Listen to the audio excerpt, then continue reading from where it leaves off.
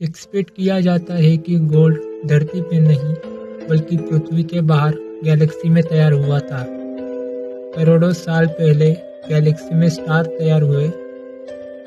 उसके बाद in star में से सुपरनोवा तैयार हुआ। फिर सुपरनोवा के फॉर्मेशन के कारण गोल्ड के पार्टिकल्स अर्थ के एनवायरनमेंट में एंटर हुए। साइंटिस्ट की तरफ से अनुमान लगाया गया है कि स्टार हाइड्रोजन से बने होंगे, जो कि हल्का एलिमेंट है। हेवी ग्रेविटेशनल फोर्स स्टार के कोर में कंप्रेस होता है और न्यूक्लियर फ्यूजन को ट्रिगर करता है। इस प्रोसेस में हाइड्रोजन एनर्जी प्रोड्यूस करता है। इसी कारण से स्टार चमकते हैं। कई सालों बाद हाइड्रोजन हेवी एलिमेंट में कन्वर्ट होता है। गैलेक्सी में और भी बहुत से एलिमेंट गैसेस ट्रैवल करते हैं। उनमें से ऑक्सीजन, हीलियम और कार्बन आयन और निकेल तक जल्द से जल्द पहुंचने के लिए अपने कुछ एलिमेंट छोड़ देते हैं। उस वक्त न्यूक्लियर फ्यूजन उतनी एनर्जी नहीं निकाल पाता जितनी की ज़रूरत होती है। तब कोर पीटर्स का प्रेशर बाहर निकलता है और आउटर लेयर सेंटर में जाके टकराती है। इस अचानक से तैयार हुए एनर्जी से स्टार का स्पॉट होता है। फिर उससे सुपरनोवा बनता है। पर इसमें गोल्ड कैसे तैयार होता है? जब सुपरनोवा बनता है तो उनमें से शार्क वेव निकलती है।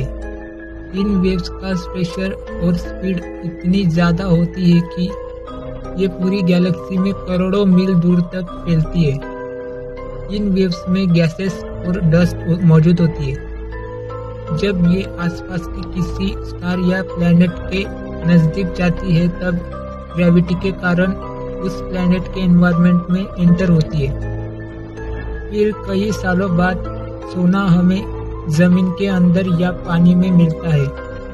हालांकि ये सिर्फ साइंटिस्ट की तरफ से अनुमान लगाया गया है कि जब इंसान नहीं थे तब ऐसा हुआ होगा। शुरू में जब इंसानों ने जीना शुरू किया तब से ही इंसान सोने को बहुत पसंद किया करते थे। इसके सबूत हिस्ट्री के तौर पर आज हमें देखने को मिलते हैं। कोई कहता है कि इंसानों को सबसे पहले सोना नदियों से मिला होगा, लेकिन अब तक कोई नहीं बता पाया कि सोने के बारे में इंसानों को कब पता चला और कब लोगों ने सोने का इस्तेमाल करना शुरू किया। 40,000 साल बीसी के जो स्टैचूज थे उनमें कुछ सोने के टुकड़े मिले थे। 3000 बीसी तक आते आते प्राचीन इजिप्शियन लोगों में सोना बहुत पसंद किया जाने लगा। उस समय इजिप्ट के लोगों ने सोने की खुदाई करना शुरू किया। इसके लिए पूरा नक्शा तैयार किया गया और सोने की माइंस कहाँ मौजूद है वहां तक जाने का रास्ता उस नक्शे में दिखाया गया। आज के टाइम इटली के तुर्री म्यूजियम में उस नक्शे को रखा गया है। उसमें सब कुछ दिखाया गया है। 3100 बीसी के टाइम गोल्ड की एक टुकड़े की कीमत सिल्वर के 2.5 टुकड़े मतलब सिल्वर का एक पूरा टुकड़ा और आधा टुकड़े के बराबर थी। इससे पता चलता है कि गोल्ड की वैल्यू ज़्यादा थी सिल्वर से। उस वक्त पहली बार लिडिया साम्राज्य के लोगों ने गोल्ड को करेंसी के तौर पर इस्तेमाल करना शुरू किया। उन्होंने गोल्ड के सिक्के बनाए।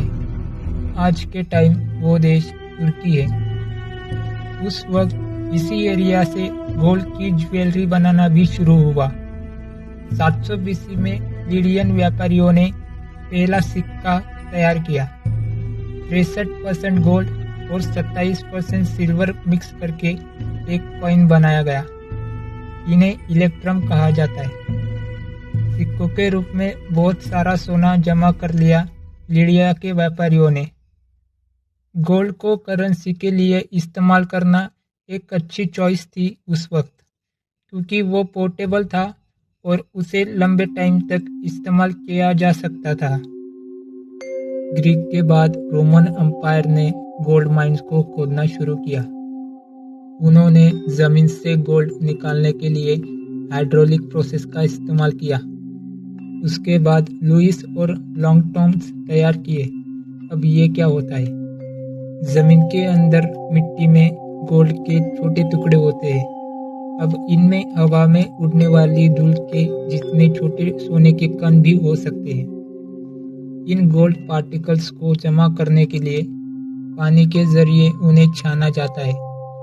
इसलिए रोमन लोगों ने वाटर व्हील्स का इस्तेमाल किया माइनिंग करने के लिए।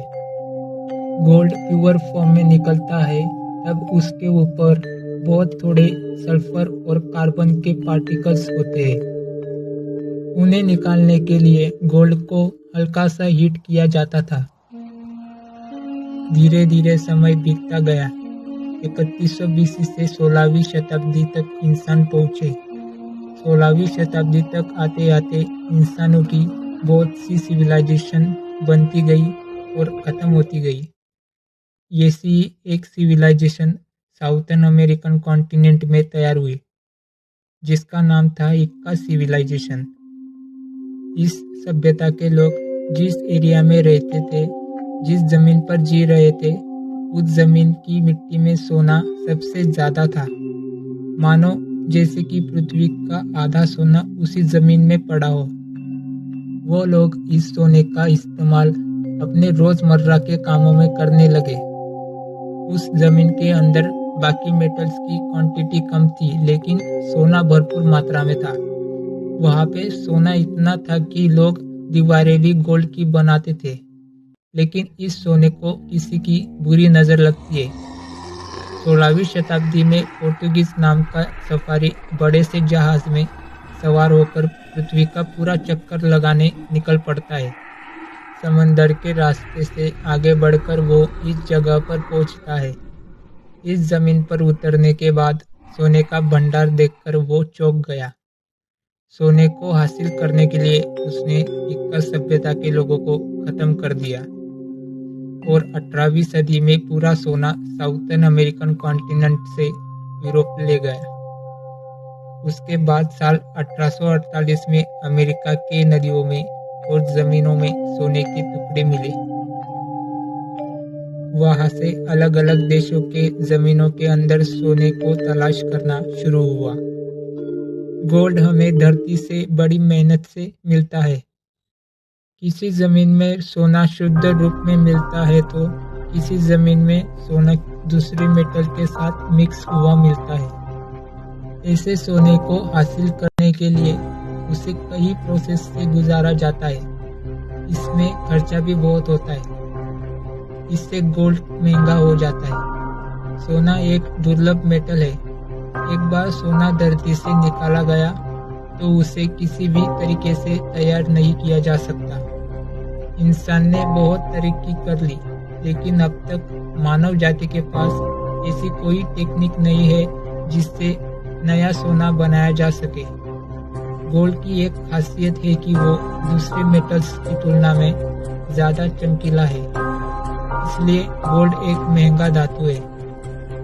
ये कंफर्म नहीं है, लेकिन शायद गोल्ड एक अकेला ऐसा धातु होगा इस धरती पर जिसके ऊपर मौसम का कोई असर नहीं होता। पानी हो, हवा हो, सोना कितना भी पुराना हो, उसे कभी जंग नहीं लगता। इस वजह से लोग सोना खरीदना पसंद करते हैं। इन कारणों से सोने का महत्व और कीमत ज़्यादा है। सोना अगर अनलिमिटेड होता, सोचो, लकड़ी की जगह सोना इस्तेमाल होता। दरवाजे, टेबल सोने के होते। सब गाड़ियाँ सोने से बनती। पानी की बोतल सोने की होती। और शायद ऐसा भी होता, सोने की कीमत भी कम होती। जिस देश के पास ज़्यादा सोना होता है उस देश की अर्थव्यवस्था मजबूत होती है। भारत में ज़्यादा गोल्ड माइनिंग कर्नाटक में होती है। वहाँ सोने की खदानें ज़्यादा है। कोलार, ऊटी यहाँ से सोना निकाला जाता है।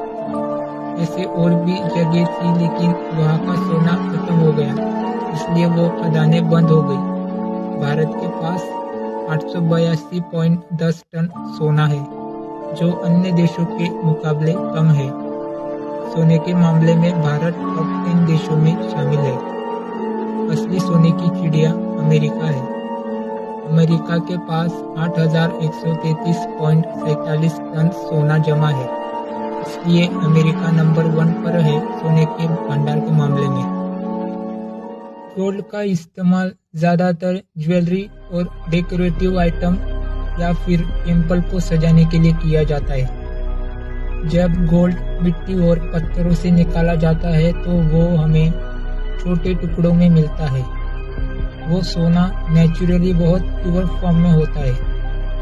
उसे नगेट्स कहा जाता है। अगर नगेट्स को डायरेक्ट ऐसे ही इस्तेमाल किया तो वो उतना अट्रैक्टिव नहीं दिखाई देता। गोल्ड की एक अच्छी बात है कि उसे शेक देना थोड़ा आसान है बाकी मेटल्स की तुलना में। डेकोरेटिव के साथ साथ गोल्ड अब मेडिकल फील्ड में भी इस्तेमाल होने लगा है। गोल्ड का यूज रूमेटोइड अर्थराइटिस ट्रीटमेंट में किया जाता है। इसमें 2 तरीकों से गोल्ड को मेडिसिन के तौर पर लिया जाता है, पहला इंजेक्शन के जरिए और दूसरा गोली से।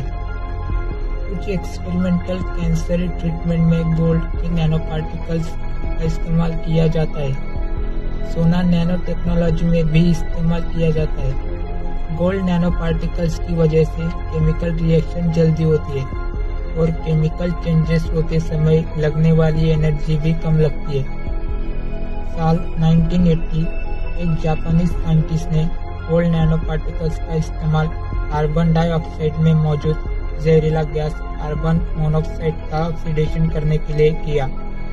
अब गाड़ियों के एग्जॉस्ट सिस्टम में इसे इस्तेमाल किया जाता है। गोल्ड की इलेक्ट्रिकल कंडक्टिविटी कॉपर और एल्युमिनियम से भी ज़्यादा है, इसीलिए उसे इलेक्ट्रॉनिक पीसीबी में इस्तेमाल किया जाता है। प्योर गोल्ड को कभी जंग नहीं लगता क्योंकि गोल्ड ऑक्सीजन के साथ केमिकल रिएक्शन नहीं करता। हाँ, लेकिन सिर्फ 24 कैरेट सोने को कभी जंग नहीं लगता। अगर सोना 15 कैरेट से नीचे है तो उसे जंग लगेगा और समय के साथ उसका कलर भी फीका होता जाएगा। लेकिन ऐसा क्यों होगा? क्योंकि 24 कैरेट सोना बहुत सॉफ्ट होता है। उसे हाथों से मन चाहे वह मोड़ सकते हैं, सिर्फ हाथों से ही। अब सोचिए, ऐसे सोने से ज्वेलरी नहीं बनेगी। ज्वेलरी में अलग अलग डिजाइन शेप नहीं बन पाएंगे। इसीलिए गोल्ड में दूसरा मेटल मिक्स करके एक नया गोल्ड बनाया जाता है। मार्केट में जितने भी गोल्ड के ज्वेलरी है उनमें दूसरा मेटल मिक्स होता है और इसलिए उसका कैरेट भी कम होता है। वो दूसरा मेटल ऑक्सीजन के साथ रिएक्शन करेगा, फिर उसे जंग लगेगा। इंडिया में कुछ मंदिरों को गोल्ड से सजाया गया है। दरवाजों पर, दीवारों पर गोल्ड लगाया गया है। उन्हें 20 साल के बाद भी देखोगे तो वो वैसा का वैसा ही दिखाई देगा। वो प्योर गोल्ड है, वो खरा सोना है। हर कोई सोना अपने पास जमा करके रखना चाहता है। भारत में सोना खरीदने वालों की संख्या बहुत ज़्यादा है, इसलिए सोने की डिमांड ज़्यादा है और सप्लाई कम है। इसी कम हुई सप्लाई को पूरा करने के लिए भारत दूसरे देशों से सोना इंपोर्ट करता है। भारत को टैक्स के रूप में दूसरे देशों को पैसा देना पड़ता है। अब दूसरे कुछ लोग इस टैक्स से बचने के लिए गोल्ड स्मगलिंग करके भारत में लेकर आते हैं। इसमें बहुत सारे सिंडिकेट्स काम कर रहे हैं जो गोल्ड की स्मगलिंग करके भारत के बड़े ज्वेलर्स को बेच देते हैं। और हैरानी की बात तो ये है कि ये सोना जहाज़ों और विमानों के रास्ते से भारत में लाया जा रहा है। बताओ, एयरपोर्ट पर जाओ आप, वहाँ सिक्योरिटी इतनी टाइट होती है, फिर भी लोग 100-200 टन सोना भारत में लेकर आते हैं। मतलब इसमें भारत का कोई बड़ा मास्टरमाइंड शामिल है। 75% गोल्ड हवाई रास्ते से लाया गया।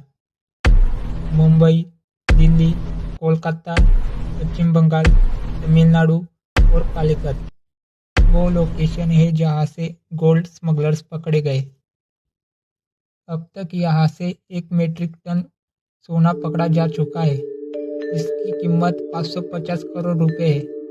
लेकिन इंडिया में गोल्ड स्मगलिंग क्यों बढ़ रही है?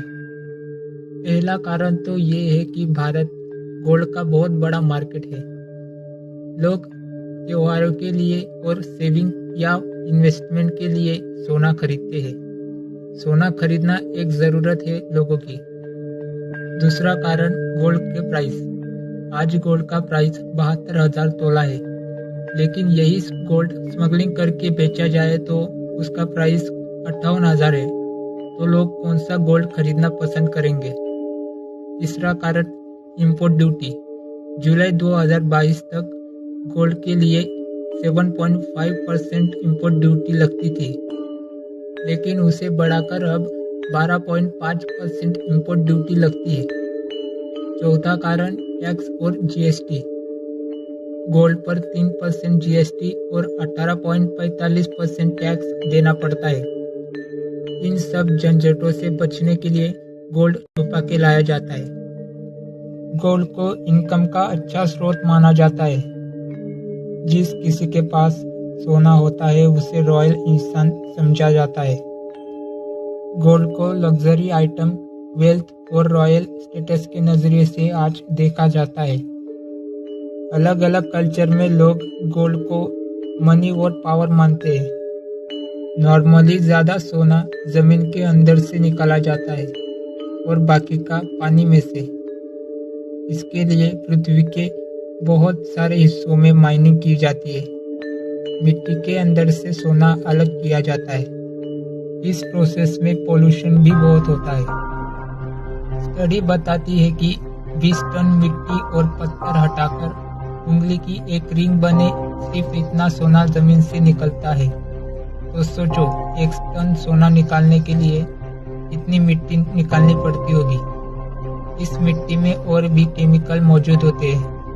ये केमिकल सालों साल मिट्टी के साथ पड़े रहने के कारण उनमें से गैसेस निकलते हैं। अगर ऐसी मिट्टी पानी में मिल गई तो पानी में एसिड की लेवल बढ़ जाएगी। फिर पृथ्वी पर और पॉल्यूशन फैलेगा। इसीलिए वर्ल्ड गोल्ड काउंसिलिंग पूरी दुनिया में काम करती है ताकि गोल्ड माइनिंग पॉल्यूशन को कंट्रोल किया जा सके। सोना कैसे पहचाने। असली सोना तो 24 कैरेट का ही होता है, लेकिन उस गोल्ड से किसी भी प्रकार की ज्वेलरी नहीं बनाई जाती। क्यों, ये आपने जाना इस वीडियो में। मार्केट में जो सोना होता है वो 22 कैरेट और उसके नीचे ही होता है। 22 कैरेट में 91.6% गोल्ड और बाकी इसमें दूसरा मेटल मिक्स होता है। आप गोल्ड के बारे में ज़्यादा से ज़्यादा जानना चाहते हो, इसलिए वीडियो को पूरा देखें। मुझे उम्मीद है इस वीडियो से सबको कीमती मेटल गोल्ड के बारे में कुछ बेहतरीन जानकारी मिली होगी।